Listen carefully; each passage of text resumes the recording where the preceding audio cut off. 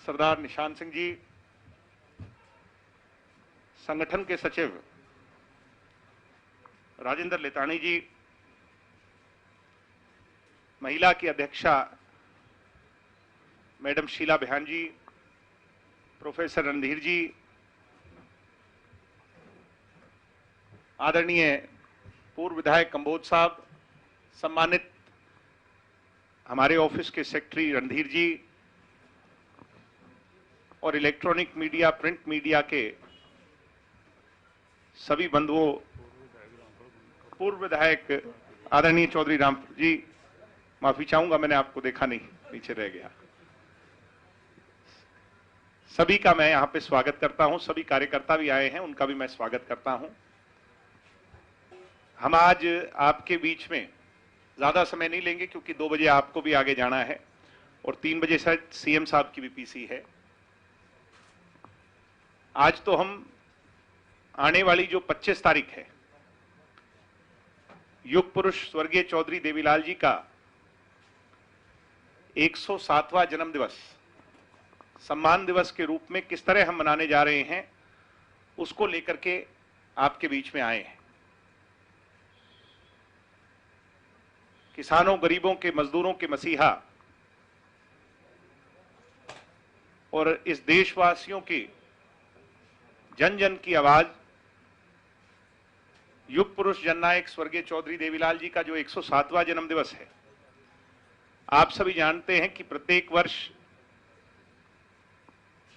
एक त्योहार, एक उत्सव, एक फेस्टिवल के तौर पे मनाया जाता है।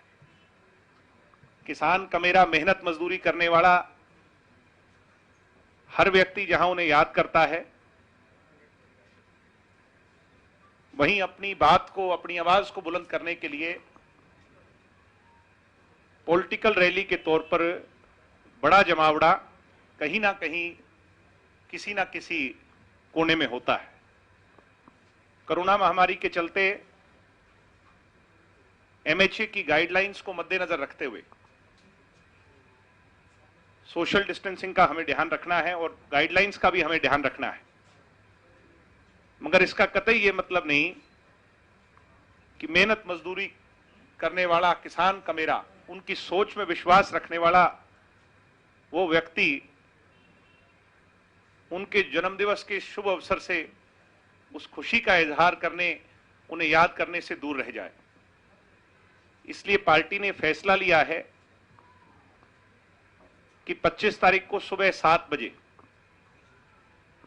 हरियाणा प्रदेश के हर डिस्ट्रिक्ट हेडक्वार्टर पर या जहां कहीं भी उनकी मूर्ति लगी हुई है, वहां सर्वधर्म सभा, क्योंकि चौधरी देवीलाल जी तो किसी धर्म, किसी जाति से कोसों मील ऊपर उठ करके थे, सबके साझे थे। सर्वधर्म सभा करी जाएगी, प्रार्थना सभा करी जाएगी, उन्हें याद किया जाएगा और जैसे प्रत्येक वर्ष उनकी माला को, उनकी मूर्ति को पुष्प अर्पित कर कर, माल्यार्पण कर कर उन्हें याद किया जाता है, वो कार्यक्रम किया जाएगा। गंगा जल से मूर्ति को धोया जाएगा। उसके पश्चात 11 बजे 107वां जन्म दिवस है तो 107 यूनिट ब्लड हर डिस्ट्रिक्ट हेडक्वार्टर पे डोनेट किया जाएगा, जिससे कोरोना महामारी के चलते आज जो सबसे बड़ी आवश्यकता है, खून की कमी, प्लाज्मा की कमी, उसको मद्देनजर रख करके ये फैसला पार्टी ने लिया है। उसके पश्चात त्रिवेणी, जो पौधारोपण हम करते हैं, और त्रिवेणी का उसमें अपना एक अहम योगदान है, उसकी एक अहमियत है। हरियाणा में 6700 गांव, प्रत्येक कस्बा, उसमें प्रत्येक वार्ड, हर गांव में, हर वार्ड में, हर शहर में, हर इलाके में सामूहिक जो जगह है, यानी कॉमन जो जगह है, सामाजिक जो जगह है, उसमें चौधरी देवीलाल जी की याद में त्रिवेणी लगा करके और उसके पश्चात एक नुक्कड़ सभा जो क्योंकि लिमिट है एमएचए की गाइडलाइंस की, उसको ध्यान में रख करके उस नुक्कड़ सभा को आयोजित किया जाएगा और चौधरी देवीलाल जी की यादों को ताजा किया जाएगा। आज के युग में जो उनके अधूरे सपने हैं उनको पूरा कैसे किया जाए, किसान, गरीब, मजदूर, दलित, पिछड़ा हो, कमेरा हो, उसकी सोच को आगे कैसे बढ़ाया जाए, उस पर चर्चा होगी और चौधरी देवीलाल जी को नमन किया जाएगा। ये 3 कार्यक्रम पार्टी ने 25 सितंबर को लेकर के आयोजित करने का फैसला लिया है। मैं उम्मीद करता हूं, क्योंकि हम इस वर्ष बड़ी रैली, बड़ा आयोजन करके नहीं, मगर फिर भी लाखों करोड़ों लोग जो उनकी याद में अपनी भावनाओं को आगे लाना चाहते हैं, वो इन तीनों चारों कार्यक्रम के माध्यम से इनमें शामिल होकर युग पुरुष, महानायक, जननायक चौधरी देवीलाल जी को याद करेंगे। यही अनाउंस करने हम आज आपके बीच में यहां पे आए थे। इसके अलहदा अगर आपके कोई प्रश्न हैं, कोई क्वेश्चंस हैं, तो उनका हम सब जरूर जवाब देंगे। आप आए और मुझे उम्मीद है कि मैंने कम समय में सारी बातें आपके सामने रखी, आपका भी ज्यादा समय व्यर्थ नहीं हुआ। आप सभी का बहुत धन्यवाद। बड़ा इंपॉर्टेंट सवाल है, कल जिस तरीके से आपकी पार्टी के विधायक बोले जी जी, ये लगता है कि दूसरी बार चिंगारी फूटी है आपकी पार्टी में। पहले राजकुमार गौतम बोले थे, दादा गौतम भी हमारे हैं और बबली जी भी हमारे हैं। बड़ी बातें बोली उन्होंने। तो बड़ी बातें अगर उनने बोली हैं तो हम अपने घर के अंदर बैठ करके उसको दूर करेंगे, उन सारी बातों पे चर्चा करेंगे। अगर उनकी कोई किसी बात को लेकर के,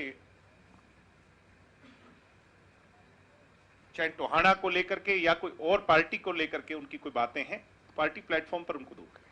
उनकी बातों से लगता है पार्टी में विद्रोह हो। ये आपका अपना आंकलन है, इस मंच के इस तरफ बैठे लोगों का नहीं। पार्टी प्लेटफॉर्म की बात आप करते हैं, लेकिन आज के जो नायक हैं वो अनुशासन की पालना कहीं ना कहीं नहीं कर रहे, इस तरीके से उनके बयान नहीं करते। मैंने कहा कि वो हमारे अपने हैं और हम उनसे चर्चा इस पे करेंगे। क्या चर्चा बुला करके करेंगे? निश्चित तौर पर बुला करके करें, अंदर बैठ करके करें, कहां करें, ये तो हमारा अपना मामला है। नोटिस भेजकर नहीं करेंगे? नोटिस भेजने वाली कोई बात ही नहीं है। अगर उनको किसी बात को लेकर डिसहार्टनेस है तो हम उसको दूर करेंगे। टोहाना को लेकर के कुछ मुद्दे हैं जहां पर उनके द्वारा रखी गई कुछ बातें सही हैं, हम उससे भी सहमत हैं। हम उसको लेकर के उनसे चर्चा करेंगे। सरकार भी चाहती है कि उन सभी मुद्दों को दूर किया जाए।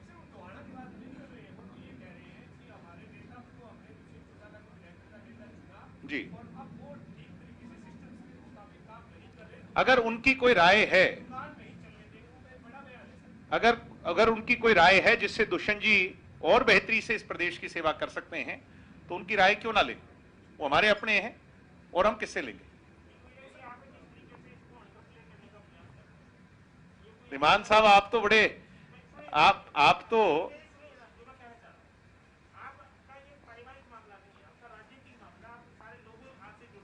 राजनीतिक पार्टी भी हमारा परिवार है। हरियाणा का प्रत्येक व्यक्ति, आप भी हमारे परिवार के। जी,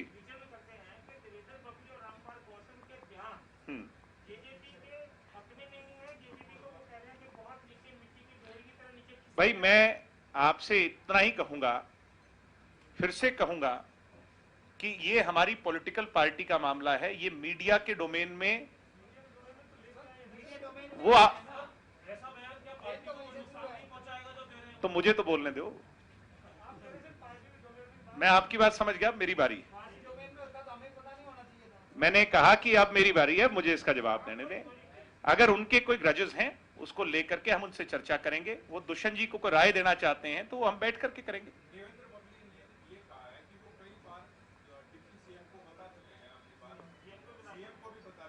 मैंने कहा हम गठबंधन सरकार में जिन भी बातों को लेकर के आज उनके मन में कोई शंका पैदा हुई है, उसको लेकर के हम उनसे चर्चा करेंगे।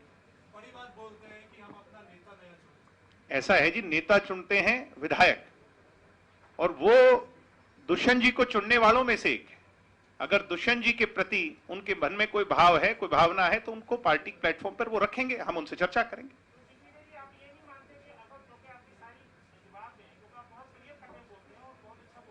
जो आप कहलवाना चाह रहे हो मैं वो नहीं कहना चाह रहा। आपके जो मन में होगा, लेकिन जो हमारे मन में सवाल हो, आप मेरे मन वाली तो बहुत अच्छी तरह जानते हो। लेकिन जो आप आज अगर बोल रहे हैं ना, ये साबित करता है कि देवेंद्र बबली की जितनी बातों ने आपको स्वीकार नहीं करते। मैं तो ये कहता हूं हमारी पार्टी के विधायकों की हर बात को हम स्वीकार करते हैं। अगर कोई इफ दैट बट है तो हम उस पर चर्चा करेंगे। प्रेस कॉन्फ्रेंस 25 सितंबर को लेकर के देवेंद्र बबली जी और जजपा से बहुत बड़ी ताकत चौधरी देवीलाल जी के जन्मदिवस को लेकर के हो रही है। मैं फिर से आपसे रिक्वेस्ट कर रहा हूं, देवेंद्र बबली जी वाली बात पर मैं और आप बड़ी क्लैरिटी से उसको डिस्कस कर चुके हैं।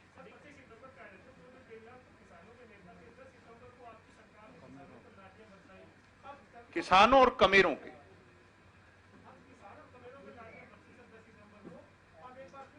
मैं सबसे पहले दिग्विजय चौटाला ने कहा था हरियाणा में कि ये गलत हुआ।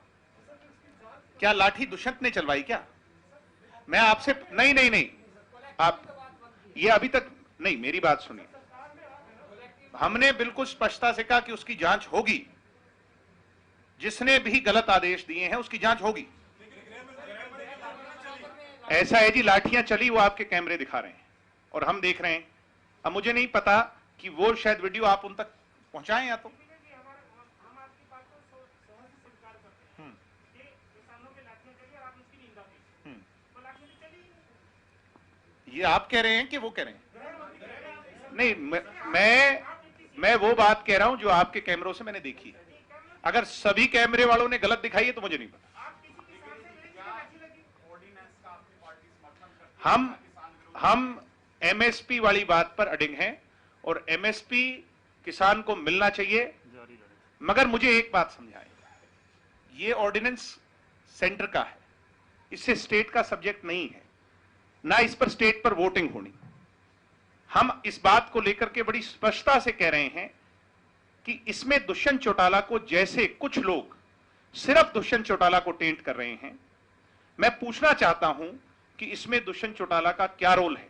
लेकिन पंजाब ने जैसे किया, हम भी स्पष्टता से कह रहे हैं, हम भी स्पष्टता से कह रहे हैं, एमएसपी को लेकर के हम बिल्कुल स्पष्ट हैं। एमएसपी किसान को मिलेगी ही मिलेगी, उसमें चाहे हमें कुछ भी क्यों ना करना पड़े, एमएसपी को लेकर के कोई कॉम्प्रोमाइज नहीं होगा। मैंने कहा एमएसपी, मेरी बात सुने, एग्रीकल्चर मिनिस्टर, देश के यूनियन एग्रीकल्चर मिनिस्टर स्पष्ट कर चुके हैं। आपको कंफ्यूजन किस बात की? भाई, देश के प्रधानमंत्री की भाषा देश के कृषि मंत्री बोल रहे हैं, हमें उन पर विश्वास करना चाहिए।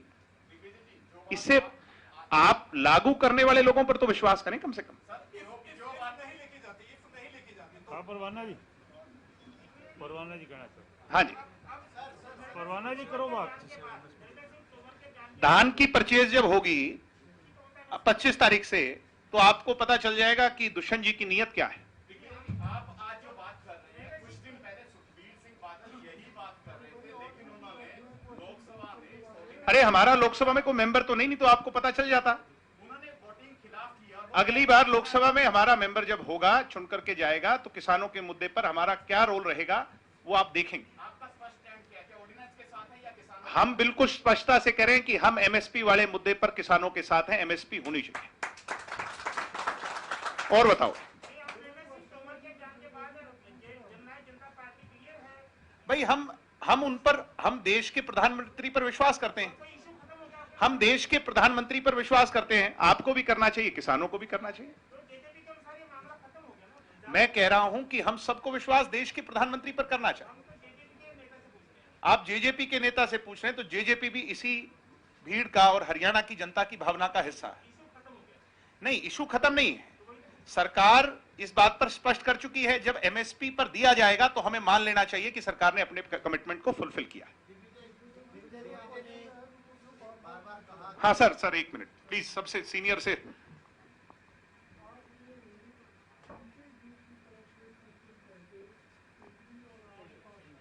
मुझे सुन नहीं रहा जी, एक बार अपने आप एक बार इन वाला मुझे, हाँ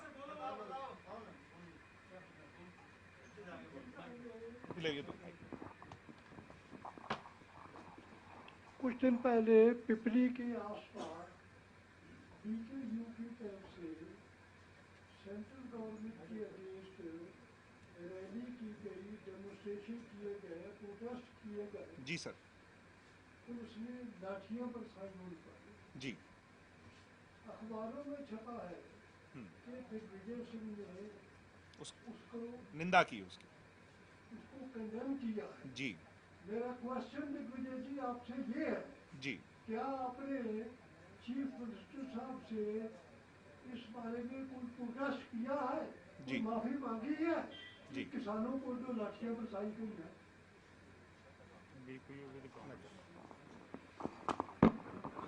किसानों पर अगर कोई भी लाठी चली है तो किसानों पर नहीं, वो चौधरी देवीलाल जी के परिवार पर चली है। हम किसान के घर में जन्मे हैं और किसानों की भावना को अच्छी तरह जानते हैं। किसानों पर कोई पीड़ा हुई और अगर किसी को यह लगता है कि वो दुष्यंत की बदौलत हुई, जिसमें दुष्यंत का फिर भी कोई रोल नहीं है, और आप भी इस बात को सभी मान रहे हैं जितने लोग यहां बैठे हैं, मैं फिर भी ये कहता हूं, अगर किसी को यह लगता है कि किसी को लाठी लगी, चाहे वो उसमें किसी भी भावना से शामिल था, चाहे वो असली किसान था या वो कांग्रेस का प्रोजेक्टेड था, मैं फिर ये कहूंगा, किसी किसान को लाठी लगी तो वो हमें लाठी लगी, हम उसके लिए खुल करके उनको अपने गले लगाते हैं और उनसे माफी मांगते हैं अगर किसी को भी लाठी लगी। मैंने कहा किसी भी किसान को अगर लाठी लगी तो वो हमें लाठी लगी, और किसी को ये लगता है कि वो उसमें कहीं कोई भावना हमारी गलत है, हमारी तो गलत नहीं है, मगर फिर भी किसी को पीड़ा हुई तो हम माफी मांगते हैं। मैंने कहा आपको स्पष्टता से, किसी भी किसान को पीड़ा हुई तो हमें पीड़ा हुई। और बताएं।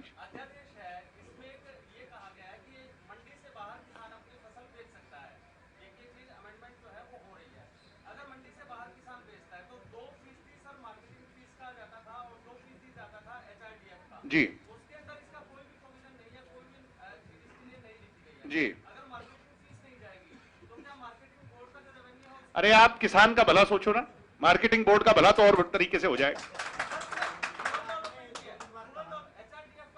मैंने कहा चाहे एचआरडीएफ को और कहीं से 2% मिल जाएगा। और आपसे मैं ये फिर प्रार्थना कर रहा हूं, सिर्फ किसान का भला सोचें।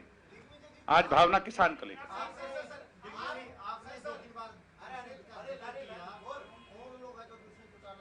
ये भूपेंद्र सिंह हुड्डा एंड कंपनी है, आप भी जानते हो और मैं भी जानता हूं। ये तो ये चाहते हैं, ये जो लोग कह रहे हैं कि दुष्यंत और दुष्यंत, मैं फिर से पूछता हूं और खुले तौर पर पूछता हूं कि दुष्यंत का इसमें रोल साबित करो, जो आप कहोगे हम वो करने को तैयार हैं। हम कह रहे हैं जो हुआ वो गलत हुआ, और सरकार के अधीन हम इस बात को लेकर के स्ट्रांगली प्रोटेस्ट कर रहे हैं कि जिन्होंने किया उनके बारे में पता लगाया जाना चाहिए।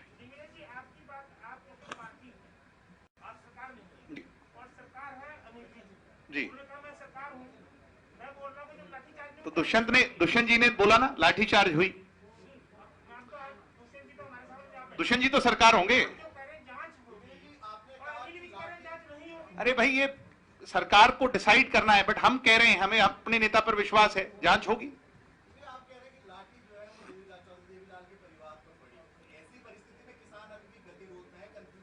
भाई किसी भी को लाठी लगी वो हमें लाठी लगी, क्योंकि किसानों के मुद्दे पर अगर कुछ लोग जी, मैं किसी भी, एक मिनट, मैं पहले कंफ्यूजन आप क्रिएट कर रहे हैं, मैं किसी भी तरह से उस प्रोटेस्ट का समर्थन नहीं कर रहा, आप इस बात को समझें। मैं कह रहा हूं कि अगर किसी के प्रायोजित तरीके से कोई भोले भाले किसान वहां पहुंचे हैं और किसी को लाठी लगी, किसान को, उनको तो कोई लाठी नहीं लगी, वो तो गाड़ियों पर बैठ करके भाषण देते रहे। लाठियां अगर किसी भोले भाले किसान को लगी तो वो हमें लगी। सरकार चर्चा कर रही है, सभी से चर्चा कर रही है, बीजेपी ने भी प्रयास किया, हम भी प्रयास कर रहे हैं कि किसी का भी कोई गतिरोध ना रहे। अरे भाई सीएम साहब की भावना को हम प्रकट कर रहे हैं।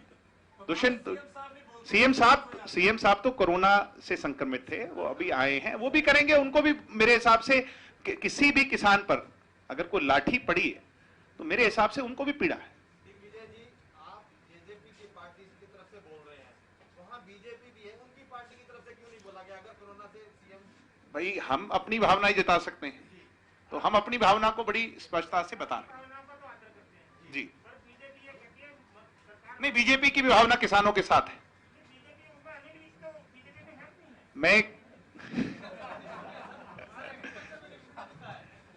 मैं दिमान साहब जब छोटा सा था आपसे ही सीखा हूं, आप वाली बात में आऊंगा नहीं, चिंता ना करो।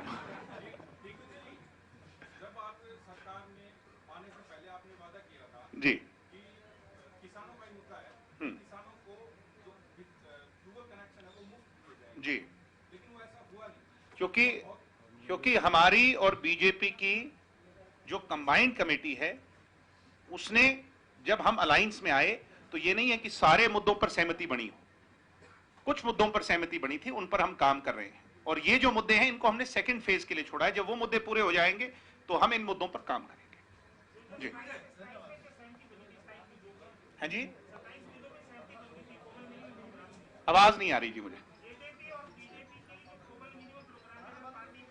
जी जी जी जी जी,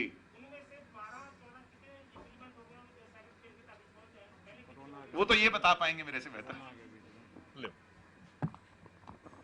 देखिए, जो बात आप कर रहे हैं कि 27 बिंदुओं पे सहमति बनी थी, उनमें बहुत सारे बिंदु ऐसे जो हमें टच कर लिए, जिन पे हमारी बात फाइनल होगी, उन पे काम चल रहा है।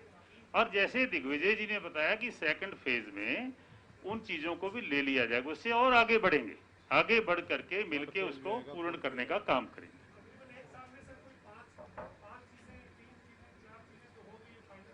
देखिए, बिल्कुल फाइनल है, जिन पे काम चल रहा है। आप क्या मानते नहीं कि सरकार ने जो बिल आया उसको पास कर दिया कि 75% नौकरियां हमारे हरियाणा के युवाओं के लिए हम रिजर्व करने का काम करेंगे जो प्राइवेट सेक्टर की हैं। उसी में से इतना बड़ा मुद्दा था। इस तरीके से बाकी पे भी काम चल रहा है, वो सारा पूर्ण होगा। जो बात हमने की थी, जो कमिटमेंट है, उसको पूरा करने का काम करें। Thank you so much. Thank you जी। आप जलपान सभी मेरी रिक्वेस्ट